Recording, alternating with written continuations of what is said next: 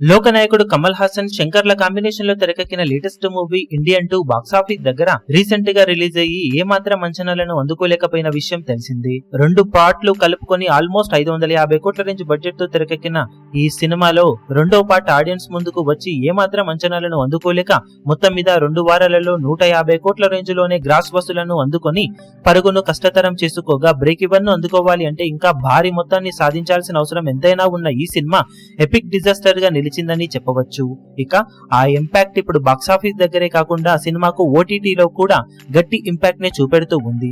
Cinema digital rights హక్కులను సొంతం చేసుకున్న నెట్ఫ్లిక్స్ వాళ్ళు రిలీజ్ కి ముందే అడ్వాన్స్ బేస్ మీద భారీ మొత్తాన్ని మేకర్స్ కి ఇచ్చారు. కానీ బాక్సాఫీస్ దగ్గర సినిమా అంచనాలకు మించి డిజాస్టర్ అవ్వడంతో ఇప్పుడు అంత రేటు పెట్టి కొనడం వలన తమకది వర్కౌట్ అయ్యే అవకాశమే లేదని, సినిమాకు రేటు తగ్గించాలంటూ ముందుగా తాము ఇచ్చిన అడ్వాన్స్ తిరిగి ఇవ్వాలంటూ నెట్ఫ్లిక్స్ వాళ్ళు మేకర్స్ ను డిమాండ్ చేస్తున్నట్లు లేటెస్ట్ గా కోలీవుడ్ లో వార్తలు చక్కర్లు కొడుతూ ఉన్నాయి.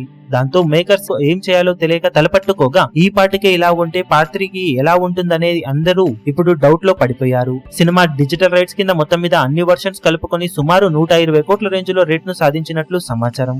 బాక్సాఫీస్ దగ్గర నిరాశపరచడంతో త్వరగా ఓటీటీలోకి సినిమాను దింపాలని మేకర్స్ ఆలోచిస్తుండగా సడన్ గా ఇప్పుడు నెట్ఫ్లిక్స్ వాళ్ళు సినిమాకు ఇచ్చిన అడ్వాన్స్ ను తిరిగి ఇచ్చేయాలని, ఇప్పుడు రేట్ ను తగ్గించి తిరిగి అగ్రిమెంట్ చేసుకున్నాకే సినిమాను ఓటీటీలో రిలీజ్ చేస్తామంటూ స్టేట్మెంట్ ఇచ్చారని వార్తలు చక్కర్లు కొడుతున్న నేపథ్యంలో సినిమా ఎర్లీ ఓటీటీ రిలీజ్ ఇప్పట్లో ఉండే అవకాశం లేదని, ఈ నిర్ణయం ఏదో ఒక డిసిజన్ తీసుకున్న తర్వాతే ఓటీటీ రిలీజ్ ఎప్పుడు ఉంటుందనేది కొంచెం క్లారిటీ వస్తుందని కోలీవుడ్ లో టాక్ వినిపిస్తూ ఉంది. మొత్తం మీద బాక్సాఫీస్ దగ్గర ఎపిక్ డిజాస్టర్ ను సొంతం చేసుకున్న భారతీయుడు 2 ఇప్పుడు ఓటీటీలో కూడా ఇబ్బందులను ఫేస్ చేయాల్సి వస్తుంది.